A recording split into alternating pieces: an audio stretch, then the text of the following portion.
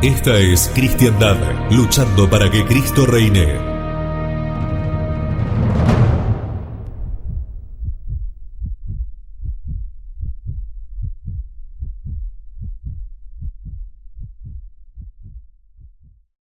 En el nombre del Padre, y del Hijo, y del Espíritu Santo. Amén.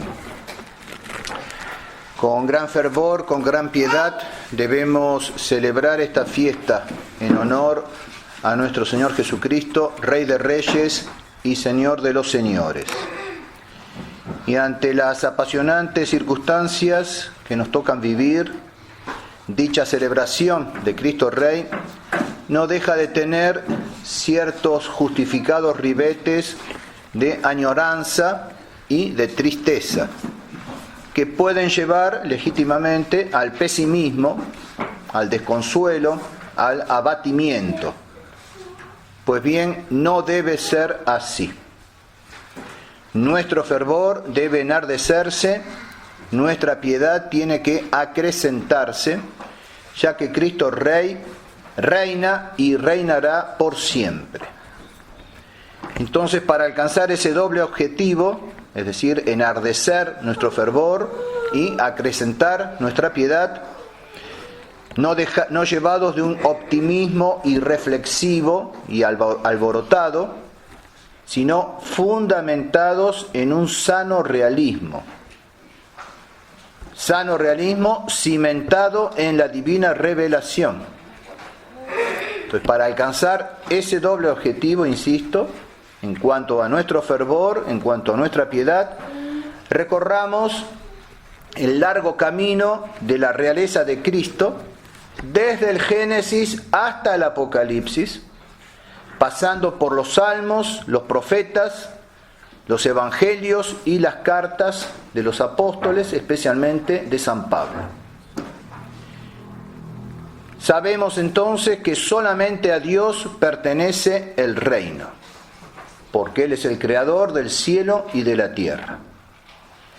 Sabemos que Dios hizo al hombre para que fuese el rey de esa magnífica creación que confirió a Adán una investidura divina, estableciéndole depositario de una parte de su autoridad, con la cual Adán tenía que someter a la tierra, dominar sobre los animales.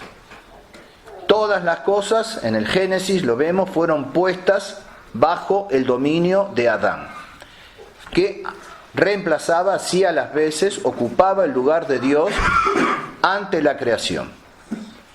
Y sin embargo, para recordar a Adán su autoridad, Dios le puso un límite a ese poder que le había conferido.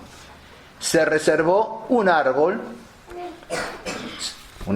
concreto, real, pero que tenía todo un simbolismo, y le decía en cierto modo a Adán: hasta aquí llega el poder que te he conferido, pero tienes que recordar que yo soy el Señor, yo soy Dios. Y por medio de esa reserva quiso significar su autoridad suprema. Desde el jardín del Edén quedó pues a salvo el principio de la soberanía divina, de la realeza de Dios. Conocemos el desarrollo de la triste historia. Con su gesto de independencia, Adán sobrepasó sus derechos. Intentó arrebatarle el reino a Dios y constituirse rey a sí mismo. Y ese es el drama del ángel y ha sido el drama del hombre. El hombre siguió el mal ejemplo del ángel orgulloso en su revuelta y conocemos sus consecuencias. Y entonces va a aparecer Jesucristo, obediente, que viene al mundo para restaurar el reino. Ese reino cuya posesión perdieron tanto Lucifer como Adán por su insubordinación a Dios. Y sin embargo, como estaba profetizado, esa restauración ha sido parcial con ocasión de la primera venida de nuestro Señor Jesucristo. La restauración plena y definitiva, sabemos nosotros, se realizará después de la segunda venida de nuestro Señor con el restablecimiento de su reino. Efectivamente, ese reino será instituido en los tiempos de la restauración de todas las cosas en Cristo y por Cristo. Y yo siempre recalco, y no solamente lo pongo en negrita en los escritos, sino que le pongo énfasis cuando lo digo, que todas las cosas serán definitivamente restauradas en Cristo y por Cristo. Es Él el que va a restaurar las cosas. San Pedro nos lo dice claramente en las actas de los apóstoles, los hechos de los apóstoles, en capítulo 3 dice: arrepentíos pues y convertíos para que se borren vuestros pecados, de modo que vengan los tiempos del refrigerio de parte del Señor, y que Él envíe a Jesús, el Cristo, el cual ha sido predestinado para vosotros. A este es necesario que lo reciba el cielo hasta los tiempos de la restauración de todas las cosas, de las que Dios ha hablado desde antiguo por boca de sus santos profetas. Entonces pregunto yo, alguien que lea este texto en los Hechos de los Apóstoles, Jesús ya está en el cielo. El capítulo 1 de los Hechos de los Apóstoles no hablan de la ascensión de Jesús a los cielos. Estamos en el capítulo 3. Alguien que lea estas palabras de San Pedro, ¿cómo puede tener otra interpretación? Es más claro imposible. Arrepentíos de vuestros pecados para que se borren, de modo que vengan los tiempos del refrigerio de parte del Señor, y que Él envíe a Jesús. Evidentemente ya lo había enviado en la primera venida. Ya había ascendido a los cielos. Por lo tanto habrá un segundo envío. Y que Él envíe a Jesús, el Cristo, el cual ha sido predestinado para vosotros. A este es necesario que lo reciba el cielo hasta los tiempos de la restauración de todas las cosas. ¿Cómo pueden interpretar de otra manera que no sea literal, así como está? Si San Pedro, y en definitiva si el Espíritu Santo por medio de San Pedro hubiese querido decir otra cosa, pues hubiese dicho otra cosa. En su segundo advenimiento, entonces, el Mesías operará la restauración de todas las cosas según el orden prefijado por Dios. Será entonces cuando Dios juntará en una todas las cosas en Cristo, las que están en los cielos, las que están en la tierra, como enseña San Pablo escribiendo a los Efesios. Y Filión, un comentarista, un exégeta francés, los seminaristas de la fraternidad en Francia, en Écom, Suiza, tienen todos en la biblioteca y en su propia biblioteca la Biblia de Filión, en latín y en francés con comentarios en 8 tomos. Filión, citado por Monseñor Strobinger, dice: se entiende por la época en que el universo entero será restaurado, transformado, regenerado con todo lo que contiene. En efecto, según la doctrina bíblica, si la tierra que participó en cierto modo en los pecados de la humanidad fue condenada con ella, será también transfigurada con ella al fin de los tiempos. Y una vez más, sacerdotes, seminaristas, que tienen a Filión a su alcance, como nosotros tenemos a Strobinger, que nos lo cita, ¿cómo pueden esperar otra cosa? ¿Cómo pueden predicar otra cosa? San Pablo nos describe de este modo la sucesión de los acontecimientos. En la primera carta a los Corintios, capítulo 15, dice: porque como en Adán todos mueren, así también en Cristo todos serán vivificados, pero cada uno por su orden. Como primicia, Cristo. Luego los de Cristo en su parusía. Después el fin, cuando Él entregue el reino al Dios y Padre, cuando haya derribado todo principado y toda potestad y todo poder, porque es necesario que Él reine hasta que ponga a todos los enemigos bajo sus pies. Hasta que ponga a todos los enemigos bajo sus pies. Después de haber triunfado completamente de todos sus enemigos, Jesucristo cambiará esa manera de reinar en una más sublime, más espiritual. Y así lo explica Santo Tomás. Si Jesús tiene que entregar a su Padre un reino, es preciso que tenga un reino claramente establecido. Si no, no se lo puede entregar a su Padre. ¿Se ha realizado ya ese reino? Evidentemente no. Si su reino estuviera establecido, no diríamos en el Padre Nuestro, venga tu reino. Y San Pablo no habría señalado el reino de Cristo como algo que acaecerá, que sucederá con ocasión de la segunda venida de nuestro Señor. Actualmente, en este momento, Jesús participa del trono de su Padre. Y San Pablo, escribiendo a los hebreos, dice, ahora no vemos aún que todas las cosas le estén sometidas. Y aquello que San Pablo no veía, nosotros menos lo vemos, sobre todo en las circunstancias actuales. Que pudo haber para algún católico alguna confusión respecto de estas palabras en el apogeo de la Iglesia, en la cristiandad medieval, puede ser, pero no desconocían que existía el África, que existía el Asia, el extremo oriente, y algunos tal vez vislumbraban que podría existir América. Y entonces decir, actualmente reina en toda toda redondez de la tierra Cristo, imposible decirlo.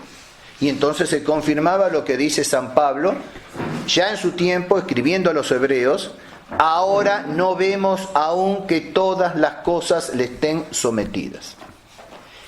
Pero es preciso que su reino sea un reino personal, en el cual dominará todas las cosas.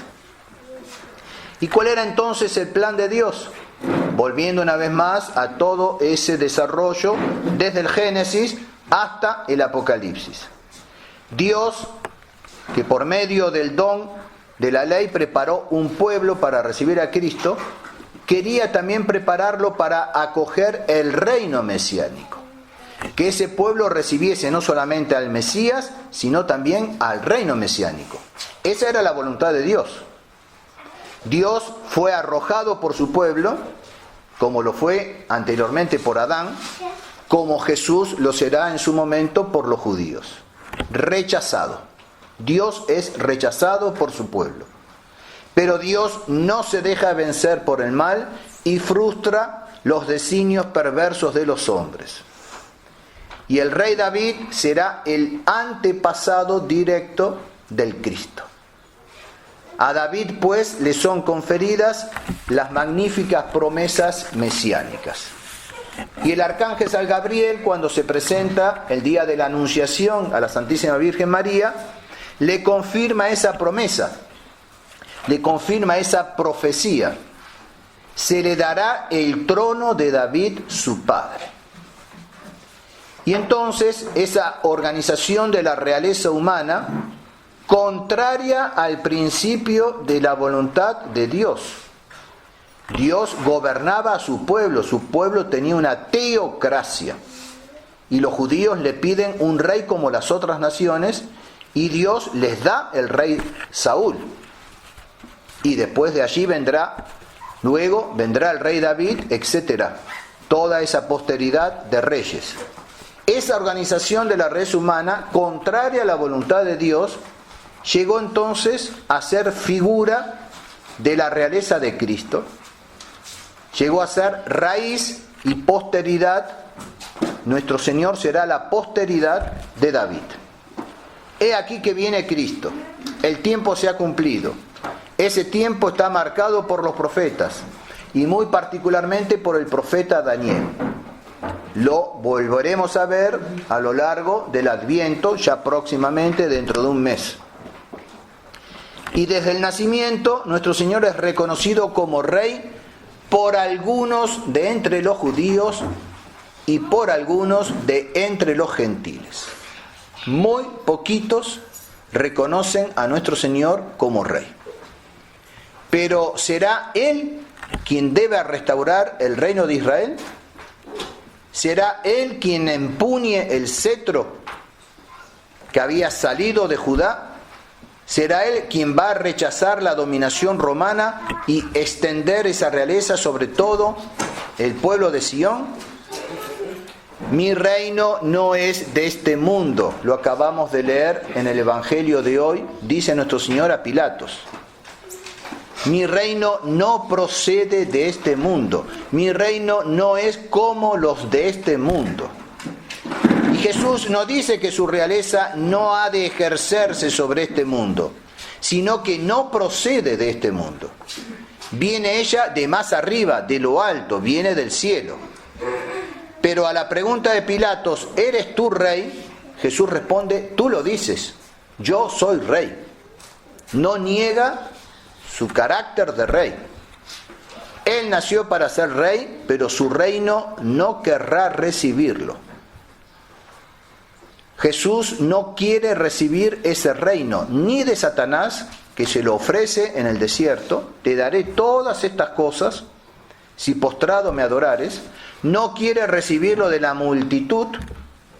En más de una ocasión quisieron hacerlo rey y nuestro Señor se escapa. No quiere recibir el reino de la multitud. Cristo no podía ser proclamado rey sino en la ciudad de Jerusalén. Y Él va a someterse a esas profecías y el día del Domingo de Ramos, Él entra victorioso, es Él el que organiza todo ese cortejo triunfal que entra a Jerusalén proclamándole a Él como rey. ¿No debió traer consigo entonces a los jefes de la sinagoga y proclamarlo también rey? Esta era la adhesión que Dios hubiese querido para su Cristo. Si Israel no hubiese desechado su llamamiento. Pero Cristo permite esa entrada triunfal, entra en medio de los cánticos de los niños, de los hosanas de los niños, pero no fue reconocido rey por los jefes, antes bien fue rechazado, buscan su muerte y de hecho 5 días después lo llevarán para que sea condenado a la cruz. Y entonces Jesús llora sobre la ciudad deicida. Jerusalén, Jerusalén, yo os lo digo, ya no me veréis más hasta que digáis, bendito el que viene en el nombre del Señor. Terribles palabras las de nuestro Señor, pero también son proféticas. Los judíos no verán más a nuestro Señor hasta el día que digan, bendito el que viene en nombre del Señor. Y ese día se verificará y esa profecía se cumplirá. La ciudad santa, los sacerdotes desconocieron al rey. El establecimiento del reino es desde entonces rechazado hasta que resuene el mismo grito, los mismos cánticos de los niños el Domingo de Ramos. Bendito sea el que viene en el nombre del Señor. Y cuando Cristo vuelva para reinar, ¿qué va a suceder? Se manifestará bajo un doble aspecto. Traerá la paz definitiva a la tierra, a este mundo, pero para restablecer ese reino de paz, aplastará el poder de sus enemigos. Este que ahora parece dormir, parece desentenderse de las cosas, parece no preocuparse porque sus súbditos no le responden, antes bien lo siguen rechazando y blasfeman de él.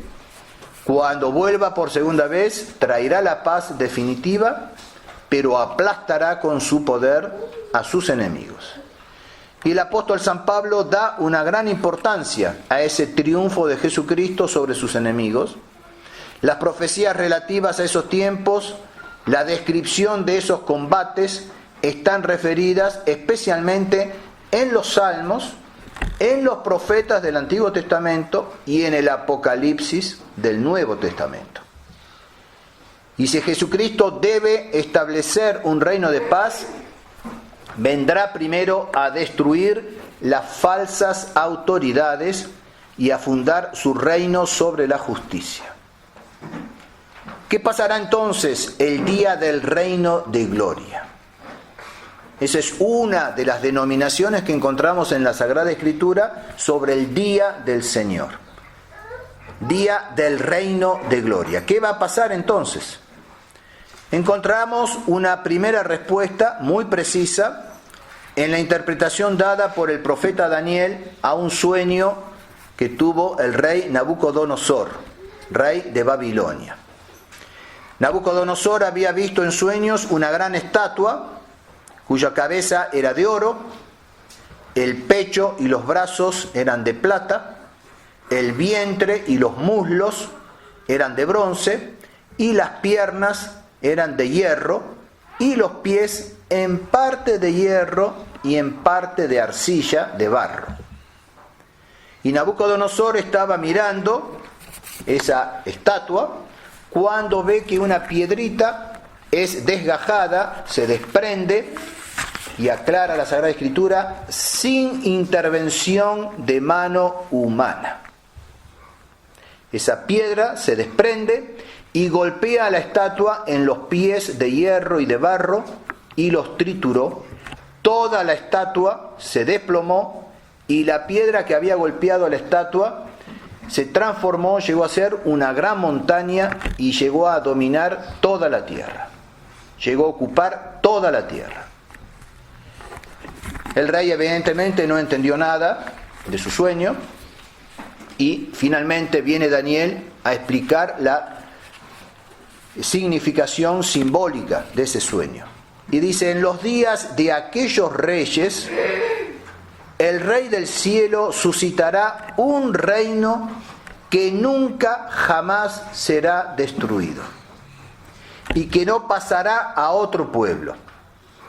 Quebrantará y destruirá todos aquellos reinos, en tanto que él mismo subsistirá para siempre, conforme viste que de la montaña se desprendió una piedra, no por mano alguna, que desmenuzó el hierro, el bronce, el barro, la plata y el oro. El gran Dios ha mostrado al rey lo que ha de suceder en lo porvenir. El sueño es verdadero y es fiel la interpretación. O sea que ese sueño tiene una significación clara sobre los reinos de la tierra, sobre una piedra que se desgaja sin intervención humana, que desmenuza a todos esos reinos y se transforma en un gran reino que ocupa toda la tierra. El sueño es verdadero, la interpretación es fiel. La piedra de que habla esa profecía, evidentemente, es el mismo Jesucristo. Ahora bien, si lo que anuncia una profecía para la venida del Señor no tuvo lugar, ni pudo tener lugar con ocasión de la primera venida, ¿qué pasa? Pues debemos esperarlo para la segunda venida. Las profecías a veces se refieren a la primera venida, a veces a la segunda, a veces en parte a la primera y en parte a la segunda. Si lo que no se ha cumplido con ocasión de la primera venida, no debemos rechazarlo, no debemos desecharlo, quiere decir que se cumplirá con ocasión de la segunda venida. Vino la primera vez Jesús pacíficamente, sin ruido, sin terror, habiendo sufrido con infinita paciencia todos los golpes que le quisieron dar. Pero llegará tiempo, llegará infaliblemente en que esa misma piedra baje por segunda vez con mayor estruendo, con espanto, con rigor inimaginable, y se encamine directamente hacia los pies de la estatua y desmenuce todos los reinos de la tierra. Entonces se cumplirá con toda plenitud la segunda parte de la profecía, pero no antes. No tenemos pues razón alguna para confundir un misterio con otro. Aunque la piedra en sí misma sea la misma, nuestro Señor Jesucristo, sin embargo, las venidas de esa piedra a nuestra tierra son ciertamente dos, muy diversas entre sí, y tan de fe divina la primera como la segunda. Y de ese modo, lo que no se verificó ni pudo verificarse en la primera, se verificará infaliblemente en la segunda. Y en eso debe radicar, debe reposar nuestra fe, nuestra confianza, nuestra esperanza. Consideremos la iglesia presente. ¿Es en realidad aquel reino célebre que arruinó, desmenuzó, convirtió en polvo y consumió completamente todos los reinos figurados en la estatua? ¿Vemos reinar a la iglesia? E incluso cuando reinó en el esplendor de la Edad Media, en la cristiandad medieval, ¿esa piedra ocupaba toda la redondez de la tierra? ¿Reinaba aquí en América? Si recién en 1492 vinieron los misioneros. ¿Reinaba en África, en Oceanía? Evidentemente que no. E incluso hoy, ¿reina esa piedra, reina en toda la redondez de la tierra? Evidentemente que no. Entonces, o Dios nos engañó, o la profecía todavía ha de cumplirse. Dios no nos engaña. Si se leen bien las profecías, si se analizan y se interpretan bien, Dios no se ha equivocado, Dios no nos engaña y nos tiene reservado ese triunfo para la segunda venida de nuestro Señor Jesucristo.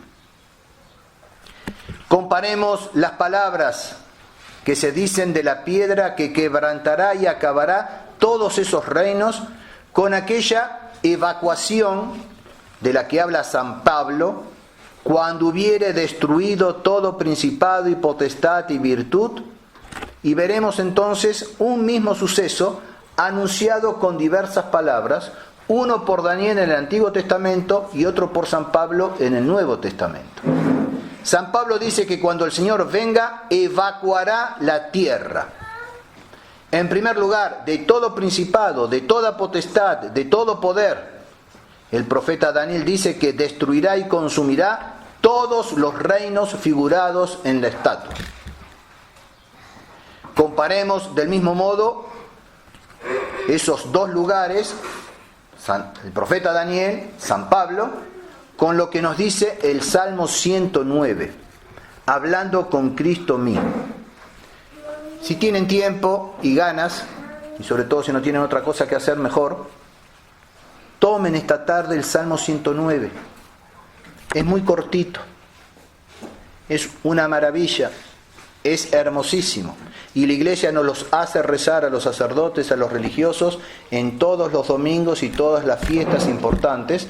Es el primer salmo de las vísperas de domingo y de todas las fiestas importantes. Comparemos lo que dice Daniel, lo que dice San Pablo con lo que dice el comienzo del Salmo 109, hablando de Jesucristo. El Señor está a tu derecha, quebrantó a los reyes en el día de su ira. Comparemos eso con lo que dice el Salmo número 2. Entonces les hablará Él en su ira y los conturbará en su furor. Y comparemos eso con lo que dice de todos los reyes de la tierra en el capítulo 19 del Apocalipsis, es decir, cuando viene Cristo Rey, Rey de Reyes, Señor de los Señores, montado en un caballo blanco para destruir a todos los reinos de la tierra. Y vemos que Daniel y San Pablo y el Salmo 109 y el Salmo 102 y el capítulo 19 del Apocalipsis coinciden perfectamente en una misma cosa. Pero algo que es futuro, que todavía no se ha concretado, pero que se concretará con la parusía, con la segunda venida de nuestro Señor. Todo eso y muchas otras cosas que sobre esto están en las Sagradas Escrituras, es necesario que se verifique algún día. Cuando la piedra baje del monte, pues para entonces están anunciadas manifiestamente todas esas cosas y no para antes.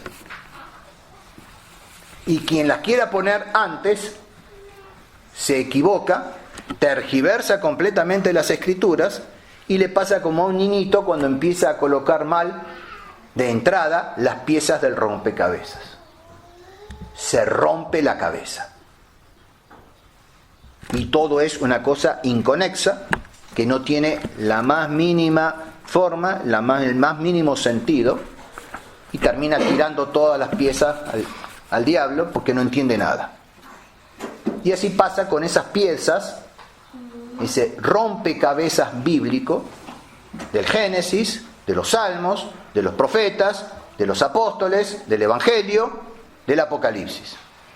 Si no los ponemos en su lugar, la piedra viene y descabeza nuestra cabeza, rompe nuestra cabeza, o chocamos nosotros contra esa piedra. En cambio, si las ponemos en su lugar, todo empieza a coincidir, todo empieza a aclararse, todo empieza a dar paz, ánimo, confianza, y no como pretendíamos, señor Felé, que esa prédica desanima a los fieles. Lo que desanima al niño es ver que las piezas son inconexas, porque las están poniendo mal. Eso es lo que desanima a los fieles. Esas hermosas piezas bíblicas mal ubicadas, mal puestas, mal interpretadas. Eso es lo que desanima a los fieles. Y hoy, lo más probable, en todos los prioratos de la fraternidad, en todos los centros de la fraternidad, los inflarán con un inflador espiritual sobre Cristo Rey, y viva Cristo Rey, y vamos para la restauración y para el triunfo de Cristo Rey. Y mañana, cuando esos pobres infelices vuelvan al trabajo y se encuentren con la triste realidad, dirán, este rompecabezas no tiene solución. Y patean todo hasta las próximas elecciones, cuando les dirán que tienen que ir a votar esperando la restauración de Cristo. Y no es así. Todo eso y muchas otras cosas que están en las Escrituras es necesario que se verifiquen un día, y se verificarán. Entonces deberá comenzar otro nuevo reino sobre toda la tierra, absolutamente diverso de todos cuantos hemos visto hasta aquí, el cual reino lo formará la misma piedra que ha de destruir y consumir a la estatua. La piedra que había herido a la estatua se hizo un gran monte e hinchó toda la tierra, dice el profeta Daniel. A lo que alude visiblemente San Pablo cuando añade, después de la evacuación, o sea, del retiro de todo principado, potestad y virtud, que es necesario que él reine hasta que ponga a todos sus enemigos bajo sus pies. A los que temen la caída de la piedra, la venida del Señor en gloria y majestad, se les dice en el Salmo 2, cuando en breve se enardeciere su ira, bienaventurados todos los que confían en Él. Lo tenemos en ese Salmo 2. Bienaventurados todos los que confían en Él. ¿Cuándo? Cuando en breve se enardeciere su ira. El día de la ira de nuestro Señor serán bienaventurados los que confían en Él. Y entonces no debemos temer la venida de nuestro Señor, sino que debemos anhelarla, debemos, en cierto modo, adelantarla con nuestras oraciones. A esos mismos se les dice en el Evangelio: entonces verán al Hijo del Hombre venir sobre una nube con gran poder y majestad.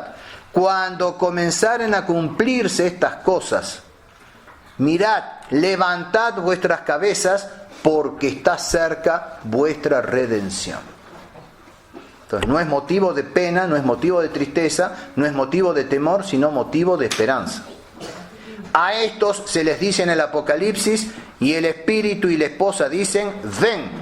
Y el que lo oye dice: ven. ¿A quién se le dice que venga? ¿A alguien al que se le tiene miedo? No. Y entonces el Apocalipsis nos dice que la esposa dice al esposo: ven. Por lo tanto, los que esperan al Salvador, nuestro Señor Jesucristo, el cual reformará nuestro cuerpo abatido para hacerlo conforme a su cuerpo glorioso, nos dice San Pablo, según la operación que también puede sujetar así todas las cosas, nada tienen que temer, nada tienen que tener por espanto. Deben arrojar fuera de sí todo temor. Dejar ese temor para los enemigos de Cristo o para los católicos pusilánimes, católicos de cartelito. Los verdaderos católicos no deben temer la venida de nuestro Señor. Dichosos 1000 veces los que creyesen, dichosos los que le dieren la atención y la consideración que este negocio exige. Ellos procurarán ponerse a cubierto, ellos se guardarán del golpe de la piedra, ciertos y seguros que nada tienen que temer los amigos. Los que están amenazados por la piedra que se desgajará son los enemigos. Mas si no se cree en estas profecías, o si se las desprecia, si no que se la desprecie, se la echa en olvido, si no se piensa en ella, ¿qué va a pasar? ¿Qué hemos de decir?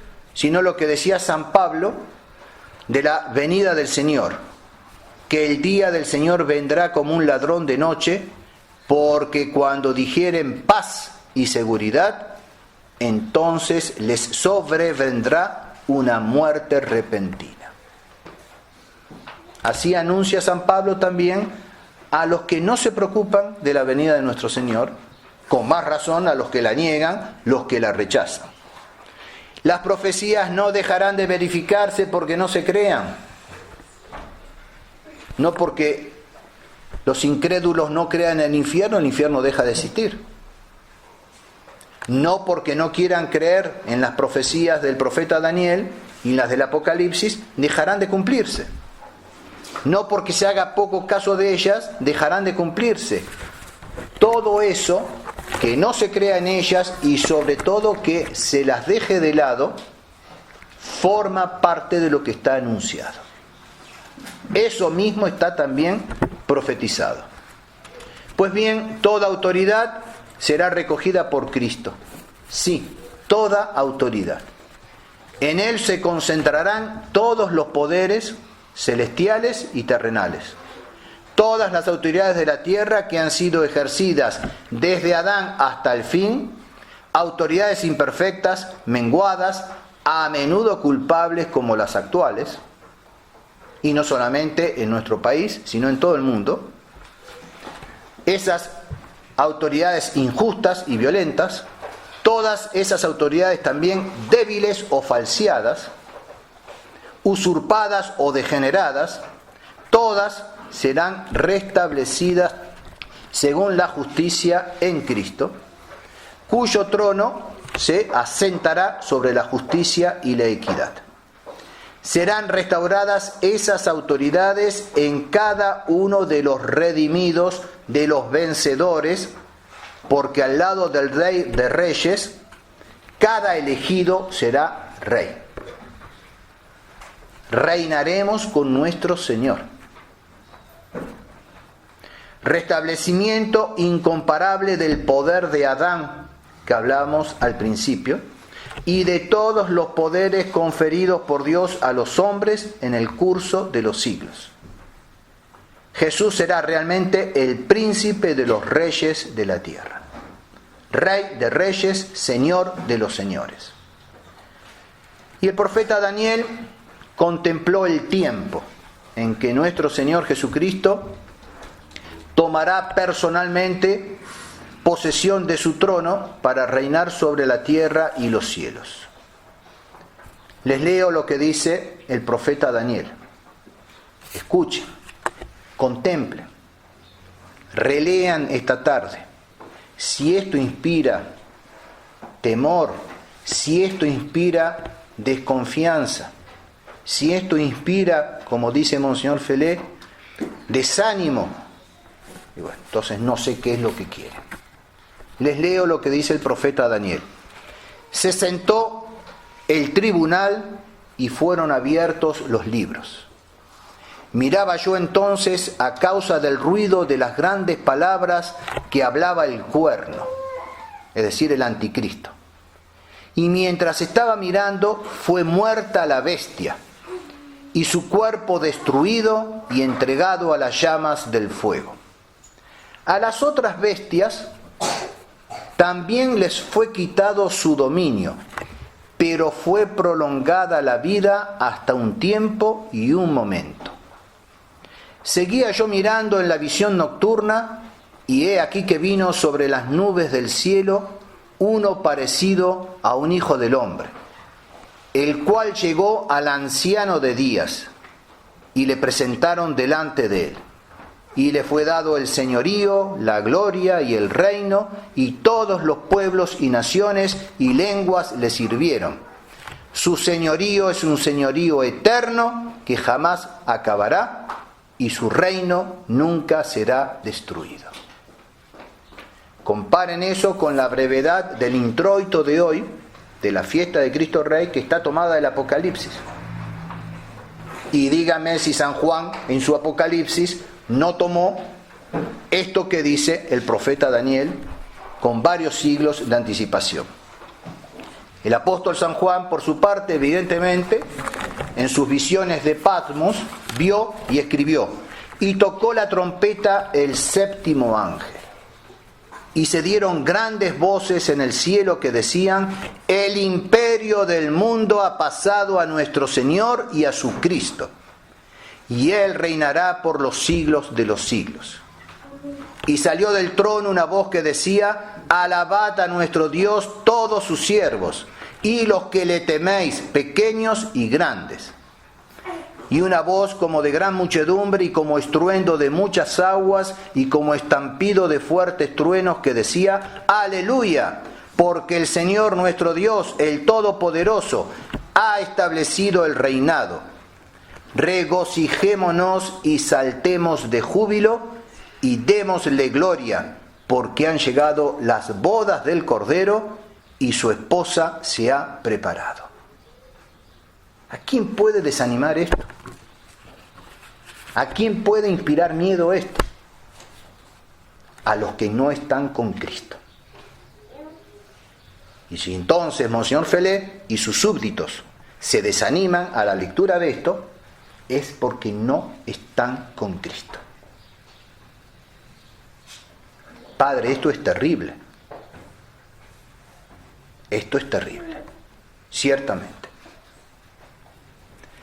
Después de los combates de Cristo, descritos en el capítulo 19 del Apocalipsis, Satanás es encadenado, ligado por 1000 años.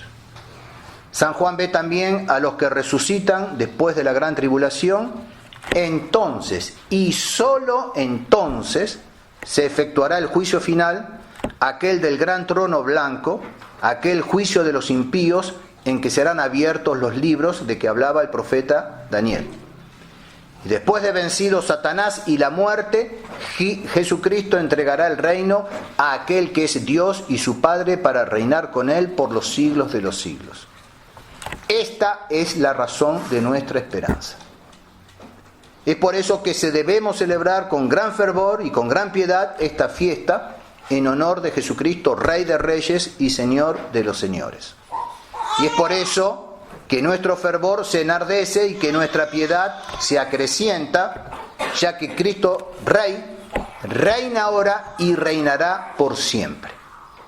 Christus vincit, Christus reinat, Christus imperat.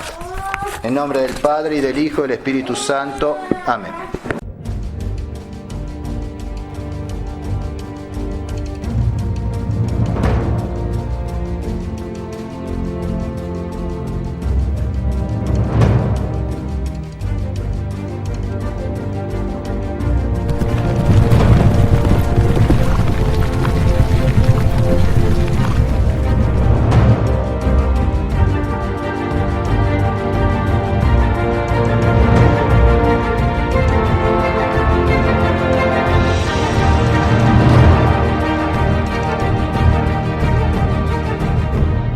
Esta es Cristiandad, luchando para que Cristo reine.